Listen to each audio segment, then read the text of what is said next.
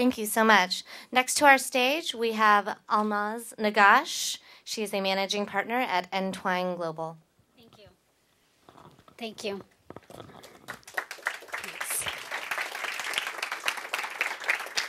So I can tell you I did not meet Alexa, so I haven't actually seen your presentation, but your first the first section of my presentation is exactly the number of that you put on, which is 66% of the work in the world is done by women, and then only 1% is gone to them, or 10%. And in fact, I got interested in this whole issue of why there's so much poverty. Remember, I'm from Africa. I actually grew up and was raised in Asmara, Eritrea. So it's one of the poorest countries in the world. So what am I doing here? I don't know. But I probably... But, you know, the title of my presentation is the return on investment in education. That's probably why I'm here. We are the return on investment, nobody else but us. I think when you invest in education, somebody must have believed in us that we have to invest in the person that we see, which is us, and to probably have a better life than that they have. So do I have...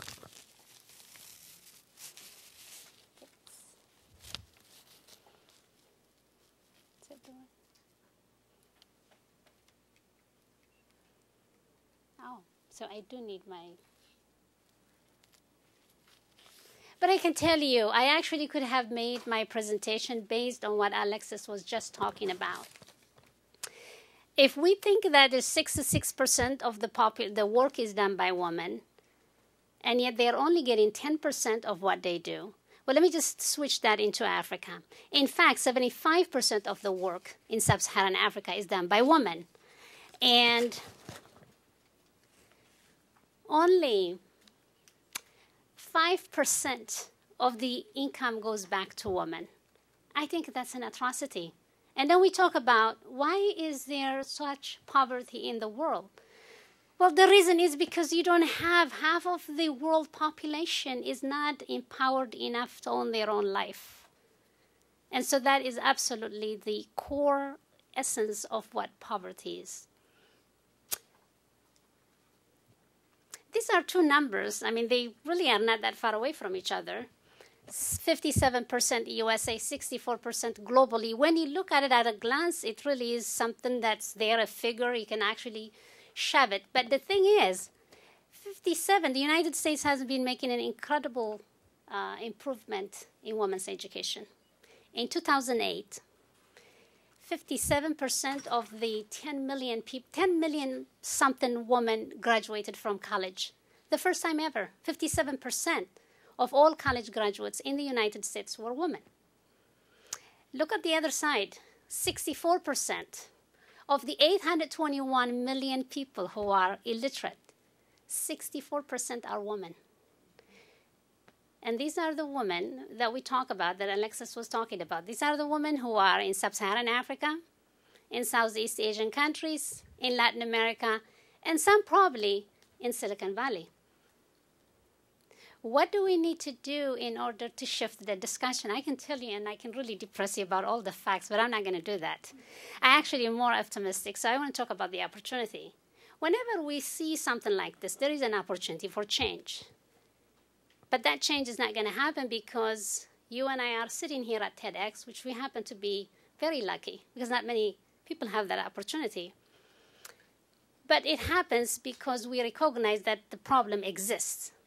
What do we need to do? We cannot do what has happened before. Something has to change. Dramatic change has to happen.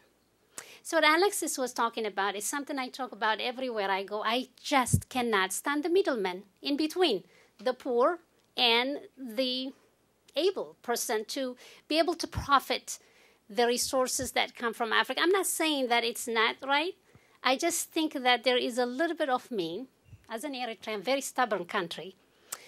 I just feel like, okay, well, you're bringing this good-looking artisan to the United States, you're selling it, and then how much of it goes to this woman? I always ask that question, and I always look bad because they're saying, you don't ask that question to a private corporation. Yeah, well, the private corporation has a very one basic thing at the end of the day. It's the return on investment. When you are a nonprofit, you're talking about the social return on investment. What is that SROI on everything we do? So I should ask that question, and I think we should all ask that question. What do we need to do to close the gap? So I always also ask the question myself.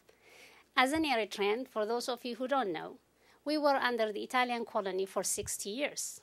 During that time, this is in the early 20s, my father was only able to go through 4th grade. My mother never was allowed to go to school. Just think about this.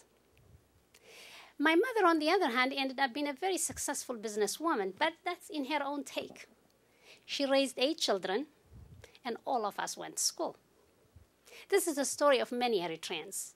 I think our parents got so angry by the fact that they were not able to go to school in their own country. So that what did they do? They invest everything they had on their children.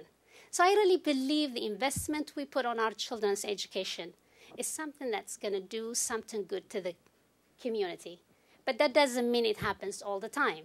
And doesn't also mean that it happens everywhere.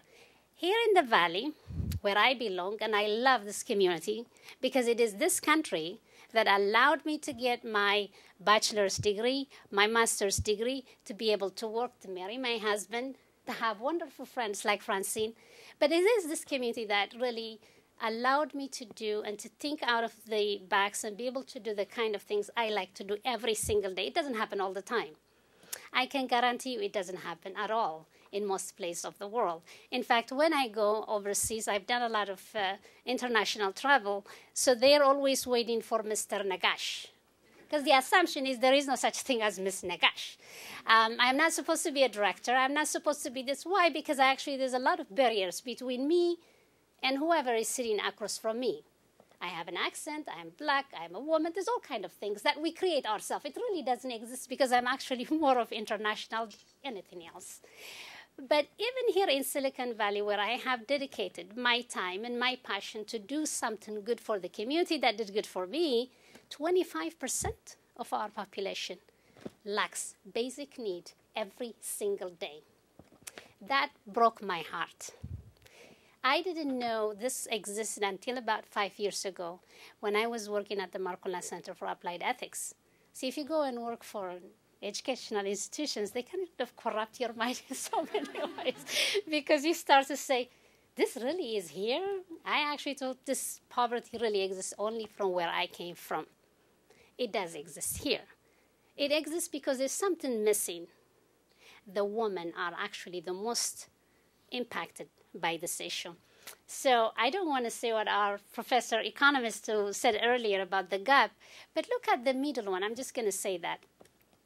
There's a gap in salary. So for every dollar a man gets, if it's 78 cents right now, but imagine if we can close the gap for 13.4%, the additional amount that single women would receive income if they were paid equally. That will actually cut 84% reduction in poverty for this woman in that group. I think that's incredible. And that, I think, is an opportunity for us to start to think through and say, what are we going to do to change the system? Because poverty is not a gift. It is something that we created. No one was created to be poor. Systems make that happen. And I think we have the ability to change it. So what's the return on investment on women's education?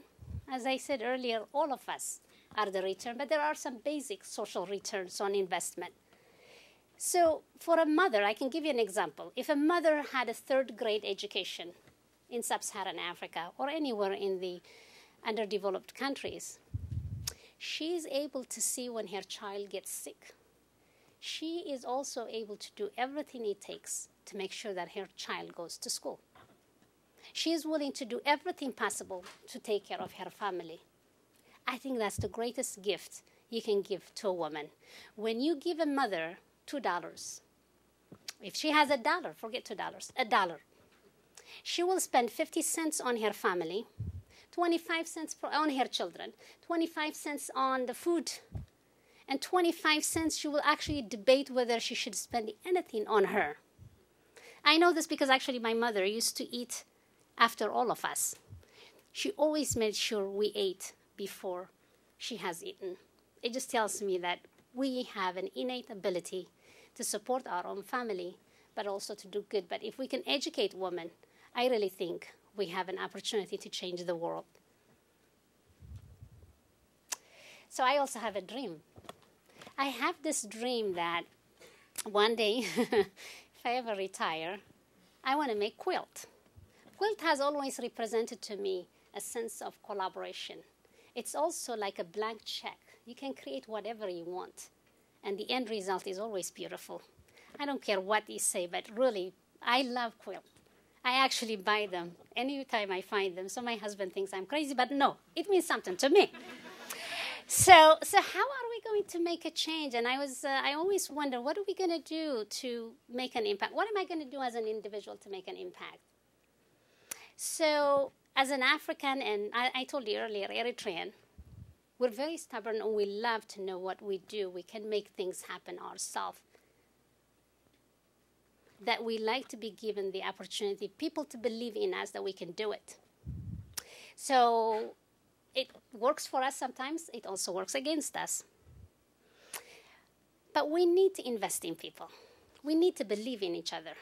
When you invest in me, you believe in me. It's only when you donate that you're absolutely thinking I'm less than you. Think about it. When we donate, we're thinking we're more powerful, I have more, and you really don't have. We're feeling pity for the person. We need to change the language. We need to say, people, we believe in you, and I know you could do it, so let's do something for you. I am actually the absolute example of investment. I have American parents who invested in me. Every penny. I don't think an Eritrean woman can come from Eritrea and be able to go to USF unless you have a really wonderful American parents who believe in it. Oh, yeah, sure, you go ahead to school. Even if you want to go get your PhD, it doesn't happen all the time. But it did happen for me.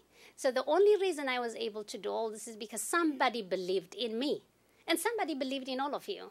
So I think we need to start to believe and start investing in people. We should not feel sorry. I think that's the one thing we forget is how dignified the people from Africa, the people that you see in the pictures, how much dignity they have and how much they want us to respect them. So I really think we need to think from that sense of this person might be able to just do it. And there are 70% of women who are the poorest of the poor in the world. And I think we have a chance to do something dramatic. And that change is not going to happen because I am here and you're here. It will happen because we collectively have thought of something that is going to make a dramatic change. We also need to share knowledge. I heard you earlier about sharing knowledge. Knowledge, if it's not shared, it's absolutely nothing. It becomes something meaningful when you share it, but when we hoard it, it absolutely doesn't mean much. It means something to you, but it hasn't been shared, so there's no value in it. I really encourage each and every one of us to do whatever we can. Not only, the question should not be whether you're doing it globally or regionally. I think the question should be whether you're doing something. And I think we should be able to involve each other in something that we're doing, and we should be involved in our community. I said share knowledge. Because when we share knowledge, I think there's an incredible sense of gift that comes back to us. I always feel gift is back to me. I'm not giving anything. Actually, the more I feel like I'm sharing something, something good comes back. I learn something new, and I have learned so much today. And so for that also, I am very, very grateful. And I hope to see each one of you step up in this whole campaign, Step Up Silicon Valley. It's a campaign to cut poverty by 50% by 2020 in Santa Clara County. In fact, I just cannot stand the word cut. I think we should eliminate poverty from Santa Clara County. This is the richest region in the world. To say that we cut in half still reminds me of my speech last year in Melbourne. You cut on the United Nations Millennium Development Goals. All what we talked about is how are we going to cut poverty by 50% by 2015. That's global. And this we're talking about the people who live for under $2 a day. How about for our people who are living for absolutely, who have the capacity, but yet they are unable to get the resources they need to be able to feed their children every morning. I can give you an example of a woman. She will wake up in the morning to try to, here, in the eastern part of San Jose. She will try to figure out whether to feed her children today or buy something for dinner. That they have to make a choice between giving them breakfast or dinner. I don't think we should have that kind of life. These people are invisible. Why are they invisible? Because they're in the eastern part of San Jose. They're in East Palo Alto, somewhere on the eastern side of San Mateo area. But they're here. And I really think we have an obligation to give back. Not necessarily in a sense of feeling sorry for them. Allow them to be able to find that creative sense that is in them to be able to come out of this poverty and be productive members of our society. Thank you.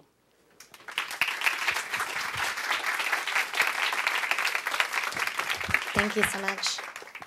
So just also a quick announcement. We will be providing lunch right after this streaming on the far side where you received